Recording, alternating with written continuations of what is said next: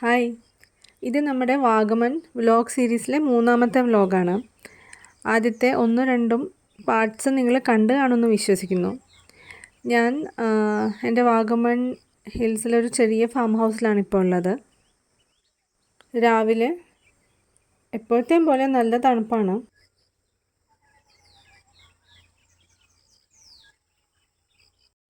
ഈ ഫാം ഹൗസിന് ചുറ്റും tea plantations ആണ്.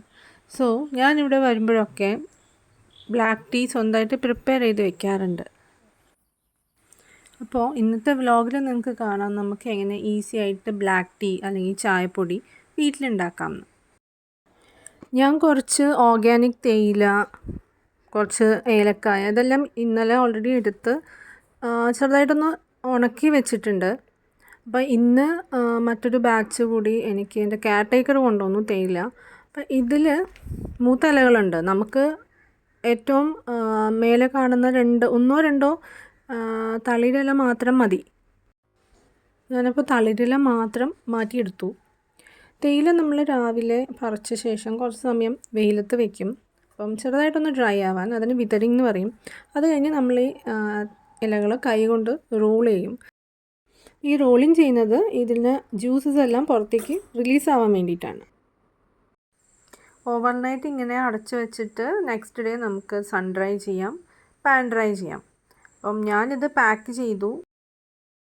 ഇന്ന് ഈവനിങ് ഞാൻ തിരിച്ചു പോവാണ്. അപ്പോൾ ബാക്കി പ്രോസസ്സൊക്കെ ഇനി വീട്ടിൽ ചെന്നിട്ടേ ചെയ്യാൻ പറ്റുള്ളൂ.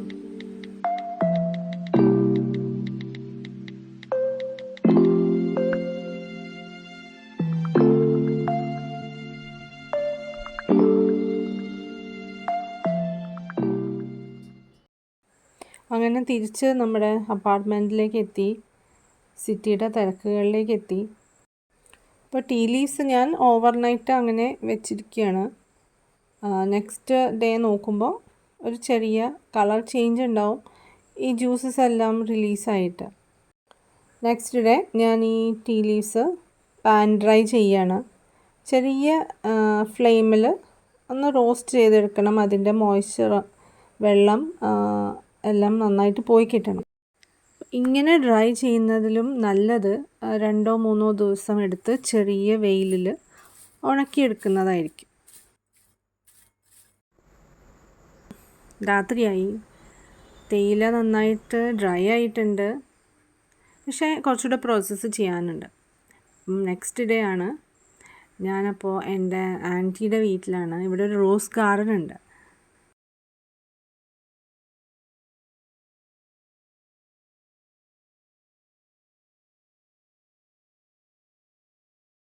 നമ്മുടെ ചായപ്പൊടിയിലും ഫ്ലേവർ ആഡ് ചെയ്യാം.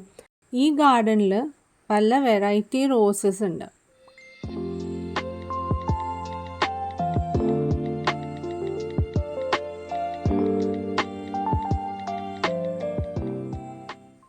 ഇവിടുത്തെ എയറിന് നല്ലൊരു സ്മെല്ലാണ് റോസിൻ്റെ.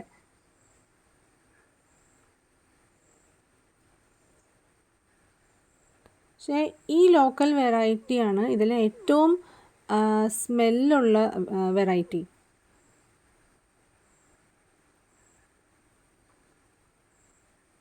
അതുകൊണ്ട് ഞാൻ ഈ ഒരു റോസാണ് യൂസ് ചെയ്യുന്നത് എൻ്റെ ബ്ലാക്ക് ടീക്ക് ഫ്ലേവർ കൊടുക്കാൻ വേണ്ടിയിട്ട്. എനിക്ക് 1-2 റോസസ് മതി. അധികം ടീ ഞാൻ ഉണ്ടാക്കുന്നില്ല അതുകൊണ്ട്. അപ്പം തിരിച്ച് ഞാൻ വീട്ടിലെത്തി. ഈ ഫ്ലവേഴ്സ് ഫ്രഷ് ആയിരിക്കുമ്പോൾ തന്നെ ബാക്കി പ്രോസസ്സ് ചെയ്യണം.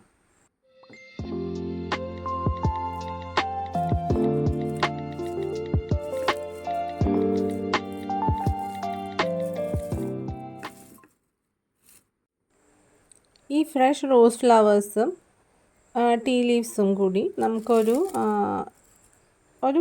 ഞാനൊരു വുഡൻ ടൈപ്പ് ഓഫ് കണ്ടെയ്നറാണ് യൂസ് ചെയ്തത്. അതിനകത്ത് നല്ല എയർ ടൈറ്റായിട്ട് ഒരു ദിവസം ഓവർനൈറ്റ് രാത്രി മുഴുവനും ഞാൻ അടച്ച് വയ്ക്കും.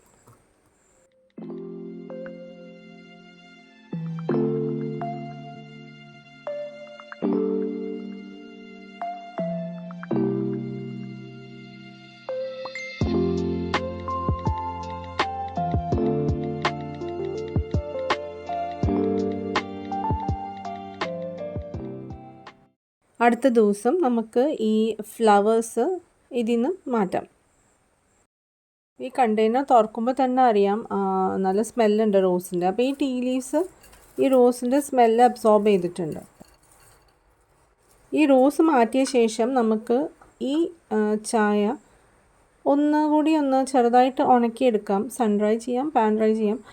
കാര്യം നമ്മുടെ റോസ് ഫ്ലവറിൽ നിന്നുള്ള ജലാംശം ചിലപ്പോൾ ഈ ടീയിലേക്ക് വന്നിട്ട് അത് കേടായി പോകാൻ സാധ്യതയുണ്ട്. അപ്പോൾ അതൊന്നുകൂടെ ഡ്രൈ ആക്കിയെടുക്കാം. ഏലക്കായ ഞാൻ ഓൾറെഡി ഡ്രൈ ചെയ്തെടുത്തിരുന്നു. അപ്പോൾ ഇനിയൊരു കാർഡമം ഫ്ലേവർ, ഏലക്കായയുടെ ഫ്ലേവറിൽ ബ്ലാക്ക് ടീയും കൂടി ഉണ്ടാക്കാം.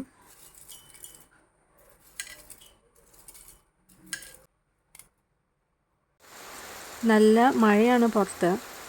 ബ്ലാക്ക് ടീ ഉണ്ടാക്കാൻ പറ്റിയ സമയമാണ്. തേയിലയും ഏലക്കായും കൂടി നമുക്ക് ഡ്രൈ ആയിട്ടുള്ള ഒരു മിക്സി ജാറിൽ നല്ലോണം ഗ്രൈൻഡ് ചെയ്തെടുക്കാം.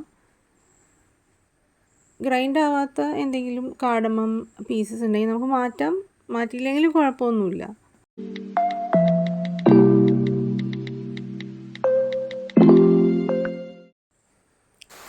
മഴ പെയ്യുമ്പോഴാണ് എനിക്ക് കട്ടൻ ചായ കുടിക്കാൻ ഏറ്റവും ഇഷ്ടം. സാധാരണ ഞാൻ വളരെ ലൈറ്റായിട്ടുള്ള ബ്ലാക്ക് ടീ ആണ് കുടിക്കാറ്. ഓർഗാനിക് ആണെങ്കിൽ അത്രയും ഇഷ്ടം. അപ്പോൾ ഇത് ഓർഗാനിക് ആണ്. ഞാനൊരു 2 കപ്പ് ടീ ഉണ്ടാക്കുമ്പോൾ ഒരു 2 സ്പൂണാണ് ഇടാറ്. 2 ടീസ്പൂൺ ഹോൾ ലീഫാണ്. ഇത് റോസ്റ്റ് ടീയാണ്. ഞാനിത് ഗ്രൈൻഡ് ചെയ്തിട്ടില്ല. ഇല മുഴുവനോടെയാണ്. നല്ല തിളച്ച വെള്ളം ടീ ലീഫിൽ ഒഴിച്ചിട്ട് ഒരു 15 സെക്കൻഡ്സ് വെയിറ്റ് ചെയ്താൽ മതിയായിരിക്കും. ഞാൻ അത്രയും സമയം വെക്കാറുള്ളൂ. അപ്പോൾ തേയില കിട്ടുമ്പോൾ എല്ലാവരും ഇങ്ങനെ ഒന്ന് ട്രൈ ചെയ്ത് നോക്കുക. ഇങ്ങനെ സ്വന്തമായിട്ട് ഇങ്ങനെയുള്ള കാര്യങ്ങൾ ചെയ്യുമ്പോൾ കിട്ടുന്നൊരു കോൺഫിഡൻസും അതിൽ നിന്നുണ്ടാകുന്നൊരു സന്തോഷവും വളരെ വലുതല്ലേ. So I hope you enjoyed the video. See you in my next vlog. Bye.